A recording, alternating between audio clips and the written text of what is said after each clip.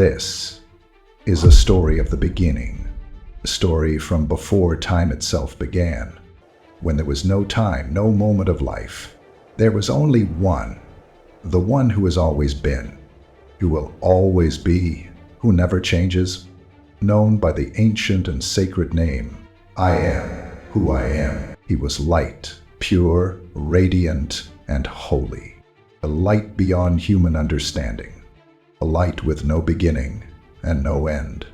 He was, and he will forever be.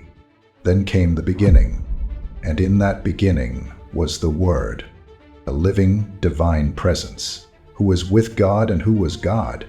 Through him, the galaxies were shaped, the entire universe set into motion. He was the Word, who would later be known as Jesus Christ, the Son of God. Through him, all things were made, and from the silence of nothing, creation began. Day 1. The beginning. In the beginning, God created the heavens and the earth. The earth had no shape. It was empty and covered in deep, endless waters. Darkness hovered over the deep, and the Spirit of God moved across the surface of the waters. Then God said, "Let there be light." And there was light. This was not the light of the sun or the moon. It was his own light, a pure and powerful light that pierced through the darkness, shining as the very first spark of existence. And then heaven was made, a place beyond what anyone can imagine. Golden streets made of pure gold, a river of life flowing from God's throne, spreading drops of holiness and endless peace.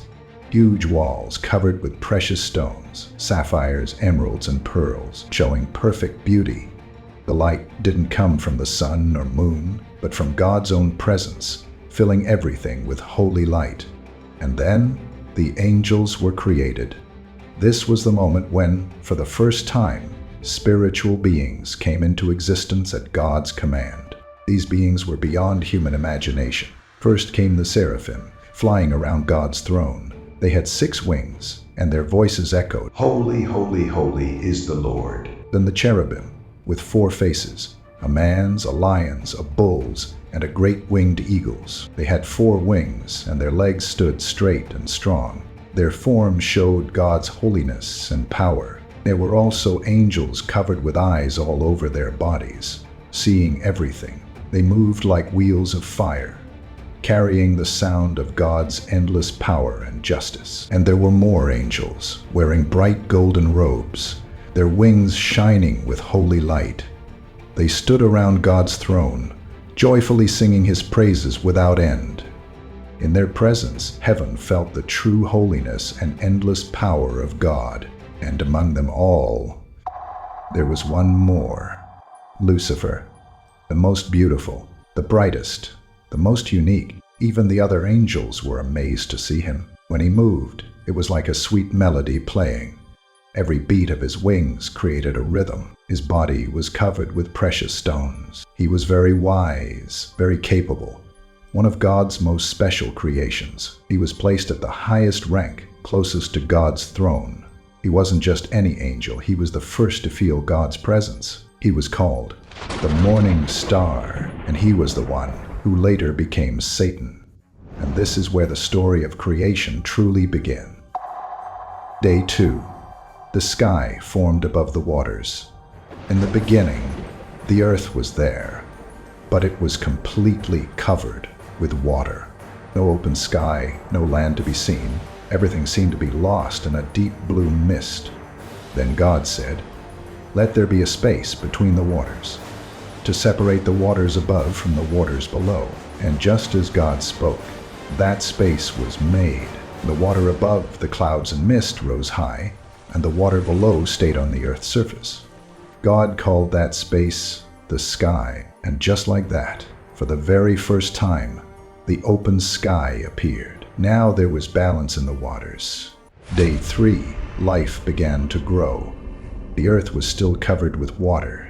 Calm waters below, open sky above, but no land was visible yet. Then God said, "Let the water below gather in one place, so dry land can appear." And right then, the water collected into oceans, and the face of the earth appeared for the first time. Now life knocked on earth's chest for the first time. God said again, "Let the earth bring forth green grass, seed-bearing plants, and fruit trees, each giving fruit of its own kind." As soon as the word was spoken, a green blanket spread across the earth. Soft grass, fragrant plants, and trees heavy with sweet fruits. In every seed was a new beginning. In every fruit, a promise of the next generation. The earth was no longer just solid ground. It had come alive. This was the third day. Day 4. The lights in the sky. Sun, moon, and stars. There was light on earth, but it was God's own light. Not from the sun, nor the moon. Then God said, "Let there be lights in the sky to separate day from night, to mark time, show seasons, years, and sign." So God made the sun to shine by day, and the moon to glow at night. He also placed the stars in the sky like tiny lamps scattered across the heavens. These lights were not just to shine, but to tell time, to keep the cycle of day and night, to guard the seasons and the years. And so God set order in the sky, where everything had its appointed time. And this was the 4th day. Day 5. Life in the waters and birds in the sky. The earth was ready, the sun was shining, the moon and stars were in place. Day and night were set in motion, but still, there was no life on earth. Then God said, "Let the waters be filled with life, and let birds soar across the sky." The ocean stirred, and life appeared, some small, some large. Some swam slowly, some rushed through the waves, spreading life in every direction. Then God created the birds to spread their wings in the open sky, to touch the heights and fill the earth with their songs. Now there was life in the waters and the sky, every corner filled with His creation. God saw all this, and it was very good. Day 6. Creation of land animals and human beings. God said, "Let the earth bring forth living creatures." So the earth gave rise to all kinds of animals: mighty lions, strong elephants, fast-running cheetahs, gentle deer.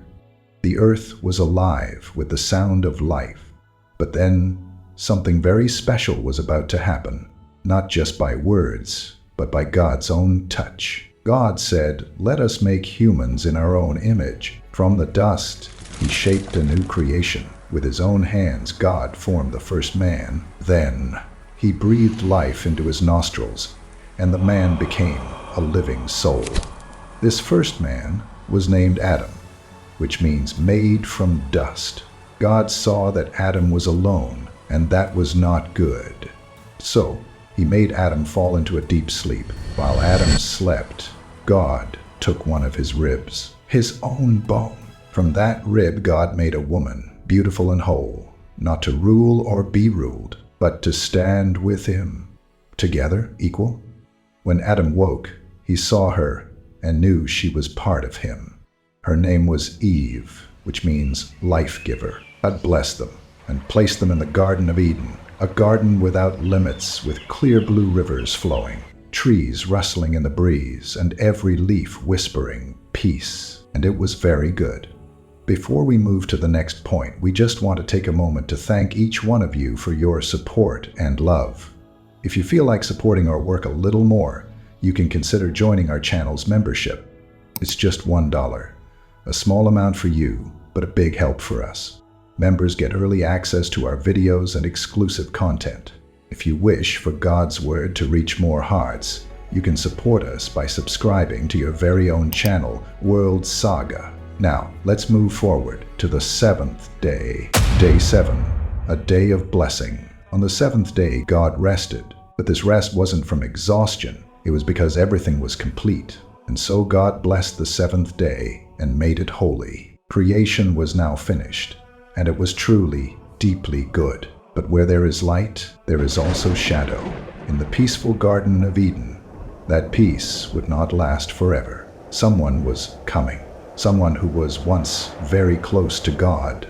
A radiant angel who had now become the very face of darkness. His arrival would change everything. The story was about to turn. Darkness was slowly rising near the perfect garden.